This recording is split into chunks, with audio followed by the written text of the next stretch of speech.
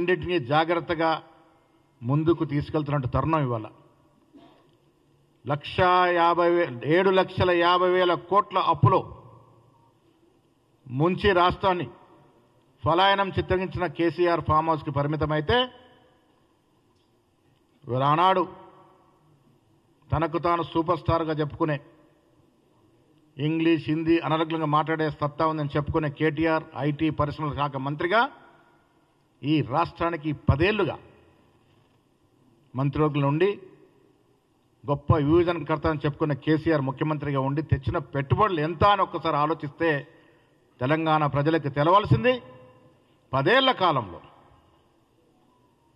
10 ఏళ్ల బీఆర్ఎస్ ప్రభుత్వ హయాంలో రాష్ట్రానికి వచ్చిన పెట్టుబడులు 25,750 కోట్లు మాత్రమే. రాష్ట్ర ప్రజలు ఆలోచించాలి. ఎంత బాధాకరం విషయం అంటే 10 ఏళ్లలో వీడు తెచ్చిన పెట్టుబడుల సంఖ్య ప్రభుత్వం మొత్తం లెక్కల సమాచారం ప్రకారం 2015 నుంచి 2019 వరకు 0 ఒక్క రూపాయి పెట్టుబడి రాలే. మీకు ఇస్తాం ఈ లెక్కలు. ఇంత గొప్పగా ప్రజాపాలన చేశామని చెప్పుకునే నాయకుడు ఆధ్వర్యంలో దాదాపు 5 ఏళ్ళు ఈ రాష్ట్రానికి వచ్చిన విదేశీ పెట్టుబడులు 0 మాత్రమే. 2020లో 500 కోట్లు మాత్రమే. 2021 సునామీ మనకి కరోనా ఇదంతా ఉండింది కాబట్టి ఓకే. 2022లో వచ్చింది 4,250 కోట్లు మాత్రమే. 2023లో వచ్చింది 21,000 కోట్లు మాత్రమే. అన్నీ కలిపితే 25,750 కోట్లు మాత్రమే. ఘనమైన పాలన చేశామని చెప్పుకునే కేసీఆర్ కేటీఆర్ నేను ఇవాళ ప్రజల ద్వారా మీ ద్వారా మీకు సవాల్ విసురుతా ఉన్నాను. మీరు ఎక్కడికంటే అక్కడికి ఎప్పుడంటే అప్పుడు చర్చకు సిద్ధము. మీరు 5 ఏళ్ళ తెచ్చిన విదేశీ పెట్టుబడులు 25,750 కోట్లయితే మేము కేవలం 2 ఏళ్లలో పోయిన సంవత్సరం 40,232 కోట్లు ఆల్రెడీ 18 సంవత్సరాలు గ్రౌండ్ అయినాయి. ఈ సంవత్సరం రికార్డు స్థాయిలో 1,78,950 కోట్లు వ్యత్యాసం ఒక్కసారి ప్రజలు గ్రహించుకోవాలి. దానికి కారణం ఈ రాష్ట్రాన్ని పాలిస్తున్న ముఖ్యమంత్రికి కానీ మంత్రివర్గానికి కానీ ఈ రాష్ట్ర ప్రభుత్వం రాష్ట్ర అభివృద్ధిపై ఒక ప్రత్యేక ప్రణాళిక, ఒక దూరదృష్టి, దానివల్లే వచ్చాయని చెప్పక తప్పదు. మిత్రుల సంతోషం ఏంటంటే దావోస్లో తెలంగాణ పెవిలియన్ వద్ద విపరీతమైన రద్దీ. పెట్టుబడి పెట్టడానికి వచ్చినటువంటి సంఖ్యలు ఆ పెవిలియన్ వద్ద ఉన్న అట్టహాసము, ఆ ఉత్సాహం చూస్తూ ఉంటే రాష్ట్ర ప్రజలకి కాదు యావత్ ప్రపంచంలో ఉన్నటువంటి మేటి సంస్థలకి కొత్తగా ఏర్పడిన రాష్ట్ర కాంగ్రెస్ ప్రభుత్వం మీద తెలంగాణ రాష్ట్రం మీద నమ్మకం, పెట్టుబడులు పెడితే సఫలమవుతామన్నట్టు ఒక ఆశ. దాని కారణంగానే ముఖ్యంగా ప్రసిద్ధిగాంచిన IT, energy, solar, air space, మౌలిక సదుపాయాల కల్పన, ఫార్మా, హెల్త్ కేర్ రంగానికి చెందినటువంటి కంపెనీలు తెలంగాణకి పెట్టుబడులు పెట్టడానికి రావడాన్ని కాంగ్రెస్ పార్టీ స్వాగతిస్తూ ఉంది. తెలంగాణ రాష్ట్రం వైపు దావోస్కు వచ్చిన ఐటీ పెద్ద సంస్థలు చూస్తూ ఉన్నారు అంటే, పెట్టుబడులు పెడతా ఉన్నారంటే ఇది రానున్న రోజుల్లో తెలంగాణ రాష్ట్రంలో రియల్ ఎస్టేట్ కూడా భూమి వచ్చేటువంటి అవకాశాలు ఉన్నాయి. తెలంగాణలో ముఖ్యంగా హైదరాబాద్ ముఖ్యమంత్రి గారు దురదృష్టి తీసుకున్నటువంటి సంస్కరణలు కానీ, పెట్టుబడి విధానాలు కానీ, పెట్టుబడి వ్యవస్థను సరళీకృతం చేయడం, సింగిల్ విండోలో పర్మిషన్ రావడం, వారికి అవసరం మేరకు ప్రోత్సాహాలకు ఇవ్వడం, ఇది భూములు కానీ కరెంటు కానీ ఇతరత్ర సదుపాయాలని సకాలంలో కలగజేయడం వల్ల విదేశీ పెట్టుబడి సంస్థలకి నమ్మకం కుదిరింది. మీరు చూశారు, ఇంత పెద్ద ఎత్తున పెట్టుబడి తెలంగాణకి రాష్ట్రానికి వస్తుందంటే నేను మళ్ళీ చెప్తా ఉన్నాను, ఇది కాంగ్రెస్ పార్టీ తిరగాల్సిన ఒక చరిత్ర. కళ్ళుండి చూడలేని ప్రతిపక్షాలు ఒక్కసారి ఆత్మపరిశీలన చేసుకోవాలి. మీ పాలనలో ఏ రకంగా పాలన జరిగిందో ఒక్కసారి ఆత్మస్థుతి చేసుకోవాలి.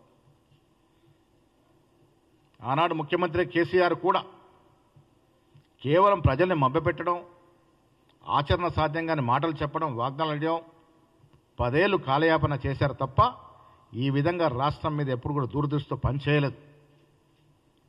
ఒక విజన్ లేకుండా పాలన చేశారు, శుతిలేని సంసారం నడిపారు. దాని కారణంగా ఇబ్బడి ముబ్బడిగా తిరిగి కట్టే పరిస్థితి లేనప్పటికీ కూడా ఒక సరైన వ్యూహం లేకుండా రాష్ట్రానికి అప్పులు తీసుకొచ్చినారు. స్తోమత లేని అప్పులు తీసుకురావడం వల్ల ఇవాళ కాంగ్రెస్ ప్రభుత్వం నెలకి 6,500 కోట్ల వడ్డీ ఇన్స్టాల్మెంట్ కడుతూ ఉంది. కేసీఆర్ యొక్క దూరదృష్టి లోపం వల్ల కట్టే పరిస్థితి లేకున్నా కార్పొరేషన్ల మీద, సొసైటీల మీద అప్పులు తేవడం వల్ల ఇవాళ రాష్ట్రానికి అధిక ఆర్థిక భారం పడుతున్నప్పటికీ కూడా ఒక విజన్, ఒక దూరదృష్టి, ఒక ప్రణాళిక కట్టడిగా చేయడం వల్లే దాదాపు 7 మాసాలు కృషి వల్లే ఇవాళ దావోస్లో మనకి పెట్టుబడుల వర్షం కురుస్తూ ఉంది. నేను ఇటు బీఆర్ఎస్ కానీ బీజేపీ కానీ ఇతరత్ర ప్రతిపక్షాలకి మీ ద్వారా హితో పలుకుతా ఉన్నాను. మంచి పనులు ఈ రాష్ట్రానికి వచ్చినప్పుడైనా కనీసం వర్షం ప్రకటించండి. అనునిత్యం రాజకీయాలు చేయడం మానండి. ప్రజాస్వామ్యం మీద విలువలుంటే ఈ రాష్ట్రంలో ముఖ్యమంత్రి కానీ ఇతరత్ర మంత్రులు కానీ చేస్తున్నటువంటి అభివృద్ధి వల్ల ఇవాళ వచ్చినటువంటి పెట్టుబడుల పట్ల మీరు కూడా సంతోషం వ్యక్తం చేయాల్సిన పరిస్థితి. 1,78,000 పైచిలుకు కోట్ల పెట్టుబడి వచ్చిందంటే ఆషామాషి కాదు. నేను మీ ద్వారా కాంగ్రెస్ పార్టీ ఇవాళ పెట్టుబడులకి ఆద్యం పోసి కృషి చేసి పెట్టుబడి తీసుకొచ్చిన రాష్ట్ర ముఖ్యమంత్రి గారికి, ఐటీ శాఖ మంత్రి గారికి, అధికారులకి, దీనికి ఆమోదం తెలిపిన కేబినెట్ మంత్రులందరికీ కూడా అభినందన తెలియజేస్తూ ఉంది. అదేవిధంగా ఈ పెట్టుబడుల వల్ల ఈ రాష్ట్రంలో దాదాపు 75,000 ఉద్యోగాలు అదనంగా వచ్చే అవకాశం ఉంది. 50 నుంచి 75,000 ఉద్యోగాలు. ఆనాడు ఉద్యోగాల పేరిట ఇంటికే ఉద్యోగాలు ఇచ్చుకుని తప్ప ప్రజల ఉద్యోగం నుంచి మాట్లాడని కేసీఆర్ మేము ప్రభుత్వంలోకి వచ్చిన తర్వాత 1 సంవత్సరం కాలంలో దాదాపు 56,000 ప్రభుత్వ ఉద్యోగాలు ఇవ్వడమే కాకుండా ప్రైవేట్ పరంగా 75,000 ఉద్యోగాల వరకు వచ్చే అవకాశాలు తీసుకొచ్చిన ఘనత కాంగ్రెస్ ప్రభుత్వానిది అనే మాట కూడా మీ ద్వారా స్పష్టం చేస్తూ ఉన్నాను. రాష్ట్ర ప్రభుత్వానికి అభినందన తెలుపుతూ అదేవిధంగా ఇటీవల ఈ రాష్ట్రంలో ముఖ్యమంత్రి గారు ఒక స్పోర్ట్స్ మ్యాన్. గతంలో స్పోర్ట్స్ శాఖకి అరకొర నిధులు ఉండేవి. ముఖ్యమంత్రిగా రేవంత్ రెడ్డి అయిన తర్వాత స్పోర్ట్స్కి అధిక ప్రాధాన్యత ఇస్తూ పోయిన ఒలింపిక్స్లో మనకు మెడల్స్ రాకపోయినా వచ్చే ఒలింపిక్స్ నాటికి రాష్ట్రాన్ని ఆ స్థాయికి తీసుకెళ్లనే ఉద్దేశంతో ఈ రాష్ట్రంలో ఒక స్పోర్ట్స్ యూనివర్సిటీ ఏర్పాటు చేయడానికి నిర్ణయం తీసుకోవడం, దాంట్లో భాగంగానే అత్యధిక మెడల్స్ గెలిచిన ఆస్ట్రేలియాలో నేను, నాతో పాటు జితేందర్ రెడ్డి గారు, మా స్పోర్ట్స్ చైర్మన్ గారు, ఎంపీ అనిల్ గారు, ఫహీం గారు అందరం కూడా పర్యటన చేయడం జరిగింది. చాలా చోట్ల మేము ఆస్ట్రేలియాలో ఉన్నటువంటి స్పోర్ట్స్ అథారిటీని సందర్శించడం, అధికారులతో మాట్లాడడం, స్టేడియంను సందర్శించడం, అక్కడ స్పోర్ట్స్ యూనివర్సిటీతో చర్చలు జరపడం, వారిని కూడా రాష్ట్రానికి రావాల్సిందిగా ఆహ్వానించడం జరిగింది. త్వరలో స్పోర్ట్స్ విధానం కూడా టెక్నాలజీ చాలా చోట్ల మేము మెల్బోర్న్లో డెకిన్ యూనివర్సిటీ కానీ, మెల్బోర్న్ క్రికెట్ గ్రౌండ్స్ కానీ, గిఫిట్ క్వీన్స్లాండ్లో స్పోర్ట్స్ యూనివర్సిటీ కానీ సందర్శించడం జరిగింది. రాష్ట్రాన్ని ఒక స్పోర్ట్స్ హబ్గా కూడా చేయాలనే తపన ముఖ్యమంత్రి గారికి ఉంది. ఆ దశకు కూడా ప్రయత్నం చేస్తూ ఉంది. ఇలా చెప్తూ పోతే రాష్ట్రం సమూలంగా అన్ని హంగులతో అన్ని రంగాల్లో అభివృద్ధి చేయాలనే ఆకాంక్ష ప్రజలు కోరుకునే విధంగా కాంగ్రెస్ ప్రభుత్వం ముందుకు పోతా ఉంది. ప్రతిపక్షాలు ఇవాళ అనునిత్యం రాజకీయాలు చేయాలనే తపనలో అధికారం పోయిందని ఒక అక్కస్తో మాట్లాడుతూ ఉంటే ప్రజలారా మీరు నమ్మకండి. మేము అభివృద్ధి అనేది చేతల్లో చేసి చూపిస్తూ ఉన్నాం. ప్రభుత్వ అంకెలతో మీ ముందుకు వచ్చాం. 10 ఏళ్ళలో వారు తెచ్చిన పెట్టుబడులు ఎంత, మేము 2 ఏళ్ళలో తెచ్చిన పెట్టుబడి ఎంతో, ఎంత వ్యత్యాసంలో చూపించగలిగినాం. సంక్షేమాన్ని ఇవ్వగలుగుతూ ఉన్నాం. రేషన్ కార్డులు ఇస్తూ ఉన్నాం. 26న లాంచ్ పోతూ ఉంది. ఇల్లు ఇవ్వబోతూ ఉన్నాం. మీరు చెప్పిన అబద్ధపు ప్రకటనలన్నీ కూడా ఇలా మేము అధికారులకు ఏదైతే ఆశలు ఆకాంక్షలు మమ్మల్ని ఎన్నుకున్నారో ఆ ఆశలంతా కూడా నెరవేర్చే విధంగా అభివృద్ధితో పాటు సంక్షేమాన్ని తీసుకెళ్తా ఉన్నాం.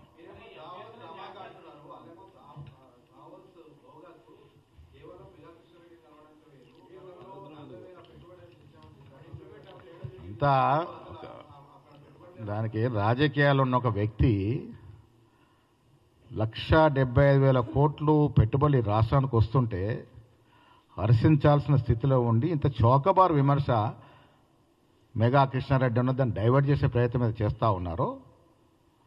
పెట్టుబడులు కొన్ని వందల కంపెనీలు వస్తాయి, దాంట్లో మెగా కృష్ణారెడ్డి ఒకరు. దాన్ని ఏదో చూపించి దీన్ని డౌన్ చేసే ప్రయత్నం చేస్తుంది. తగదు అనే మాట చెప్తా ఉన్నాను. మీకేవి కూడా తప్పులు కావు.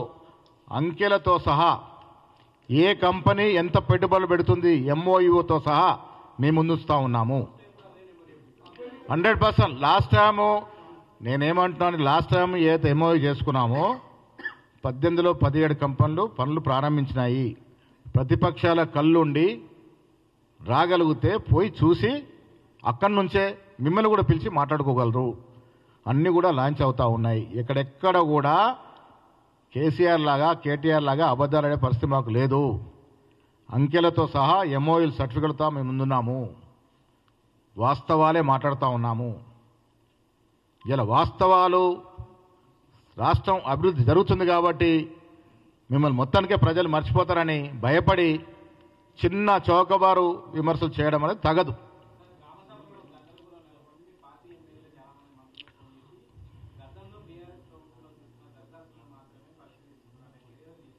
ఒక్కటి దేంట్లో క్లారిటీ మీ ద్వారా ప్రజలకు ఇచ్చేది, గతంలో ఏ లబ్ధిదారుడు సెలెక్ట్ చేసినా ఎమ్మెల్యేల ద్వారానే చేసేవారు.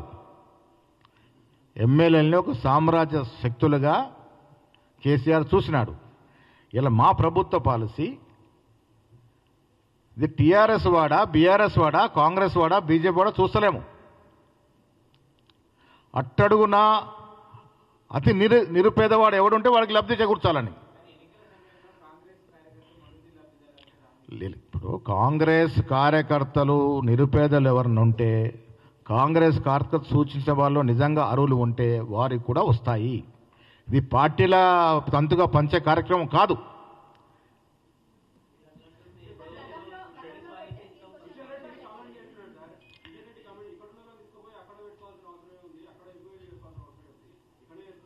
అరే వాళ్ళు ఇంటర్నేషనల్ స్థాయిలో ఎదిగినప్పుడు, ఇంటర్నేషనల్ స్థాయిలో దావోస్కి వచ్చినప్పుడు మన రాష్ట్రం వాడు అక్కడ దాకా వెళ్ళి ఇంటర్ స్థాయికి ఎదిగితే సంతోషమే కదా.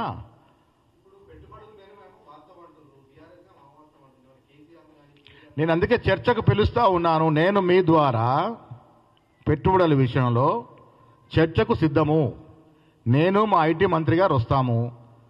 మీరు ముఖ్యమంత్రి మాజీ ముఖ్యమంత్రి గారు వస్తారా, మాజీ కేటీఆర్ గారు వస్తారా, ఇంకెవరిని ఎక్స్పర్ట్స్ తీసుకుంటారా, మీ ఇష్టం. ఇది వాస్తవాలు. వాస్తవాల మీద చర్చ చేసుకోవడానికి సిద్ధం. పెట్టుబడుల విషయంలో పోయిన సంవత్సరం ఎంత పెట్టుబడులు వచ్చినాయి, ఈ సంవత్సరం ఎంత వచ్చింది, మీరు 10 ఏళ్ల కాలంలో తెచ్చిన పెట్టుబడుల్లో మీ ఘనకార్యం ఏంటో దాని మీద చర్చించుకుందాం.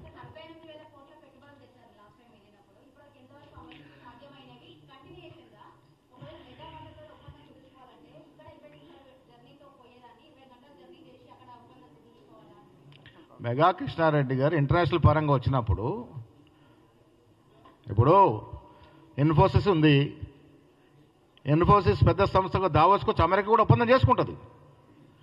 వాళ్ళు అమెరికాలో చేసుకోవచ్చు కదా అని ఊరుకోరు కదా. దావోస్ అనేది ఒక ప్రముఖ ప్లాట్ఫామ్, అది ఎకనామిక్ ప్లాట్ఫామ్. అక్కడ రకరకాల సంస్థలు వస్తాయి, విదేశీ సంస్థలు వస్తాయి, దేశ సంస్థలు వస్తాయి. ఒక రకంగా ప్లాట్ఫామ్లో చర్చలు జరుపుకుంటూ ఉంటాయి. మీరు పెద్దదాన్ని మర్చిపోయి, ఇంత పెద్ద పెట్టుబడులు తెరిచి హర్షించాల్సి మర్చిపోయి చిన్న విషయాన్ని తీసుకొని రాద్ధాంతం చేసి ఈ మైలేజ్ దెబ్బ కొట్టాలని ఈ రకమైనటువంటి నాటకాలు ప్రజలు నమ్మరు తెలంగాణలో. ఇది వాస్తవం కాదా? ఇవాళ ఎంఓయూలు వాస్తవం కాదా? 1,78,000 కోట్ల ఎంఓయూలు జరిగిన వాటా వాస్తవం కాదా? మీరు 5 ఏళ్ళు 2015 నుంచి 20 వరకు సున్నా తెచ్చింది వాస్తవం కాదా? సున్నా పెట్టుబడి తెచ్చారు. 2019లో మాత్రమే ఒక 250 కోట్లు తెచ్చారు. 2000 కోట్లు కరోనాతో పోయింది. తర్వాత 450 కోట్లు తెచ్చారు. ఒక సంవత్సరం 450 కోట్లు ఎక్కడ? ఒక సంవత్సరం 1,78,000 కోట్లు ఎక్కడ? మీకు మాకు వ్యత్యాసం ఉందా లేదా? అభివృద్ధి విషయంలో కాంగ్రెస్ పార్టీకి, ముఖ్యమంత్రికి చిత్తశుద్ధి ఉంది. అందుకే ఈ కార్యక్రమం జరుగుతూ ఉంది.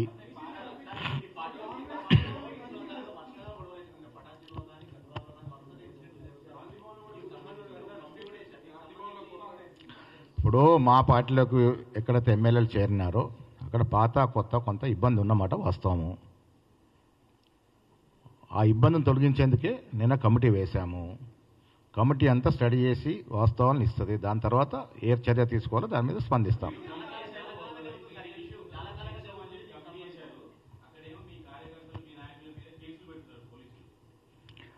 కేసులు అనేది చట్టము, లా అండ్ ఆర్డరు.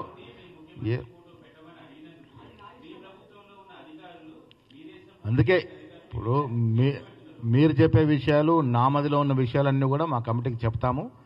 వారు 2-3 రోజుల్లో మొత్తం పర్యటన చేసి వాస్తవాలు తీసుకొస్తారు. మీ విషయం కూడా కమిటీకి చెప్తాం. కేసులు ఎవరైనా పెట్టారు, ఎట్లా పెట్టారు, అవి కూడా పరిశీలించమని చెప్తాం.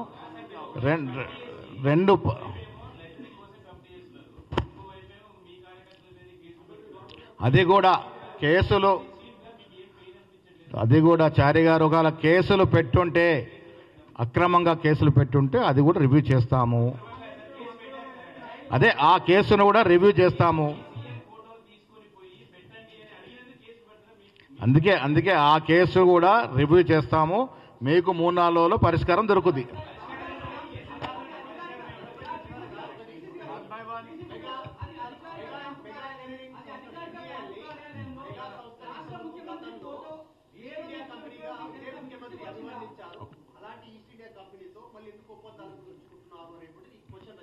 ప్రభుత్వం, తెలంగాణ ప్రభుత్వం దావోస్కు పోయినప్పుడు ఏదైతే నిషేధిత జాబితాలో లేవో అన్నిటితో ఒప్పందాలు చేసుకుంటాం. ఒక ప్రాజెక్ట్కి ఇంకొక ప్రాజెక్ట్ తేడా ఉంటుంది. ఆనాడు పీసీ అధ్యక్షుడు రేవంత్ రెడ్డి గారు మాట్లాడింది ఒక ప్రాజెక్ట్ విషయం కావచ్చు. ఒక కాంట్రాక్ట్ ఒక ప్రాజెక్టులో ఉన్నది, ఇంకో ప్రాజెక్టులో ఉండదు. ఇవాళ ఒప్పందానికి ఆనాడు చేసిన విమర్శకి వ్యత్యాసం ఉండొచ్చు. అది రకరకాల డిఫరెంట్ ప్రాజెక్ట్స్ అయి ఉండొచ్చు.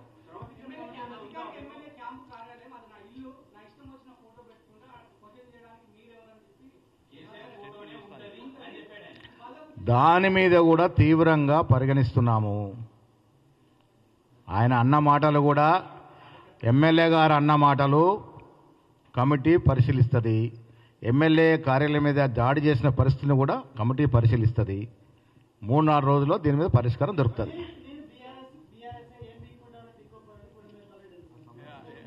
మాట్లాడతాం, అన్నీ కూడా మాట్లాడతాం. అయిపోతుంది. 10 రోజుల్లో వస్తుంది కార్యక్రమం.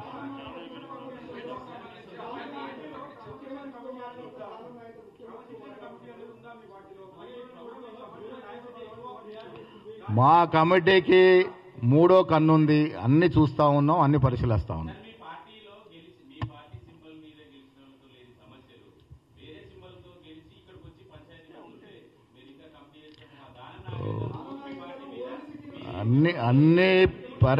ఇప్పుడు రాష్ట్రంలో ప్రజలు మాకు వినండి, ప్రజలు మాకు ఇచ్చినటువంటి మ్యాండేట్ని సజావుగా ప్రజల ఆకాంక్షలు, ఆశలు నెరవేర్చడానికి పనిచేస్తుంది. దానికి అవసరమైనటువంటి కొంత సంఖ్య ఎమ్మెల్యేలు వచ్చి చేరుతూ ఉంటే చేర్చుకున్నాము. ఆ చోట సమస్యలు వస్తున్నమాట వాస్తవము. అన్నిటికన్నా ముందు సమస్యలు పీసీ అధ్యక్షుడి వరకు వస్తూ ఉన్నాయి. వీటిని పరిశీలించే బాధ్యత కూడా నాదే. 3-4 రోజులు అన్నిటికీ పరిష్కారం దొరుకుతుంది. Thank you.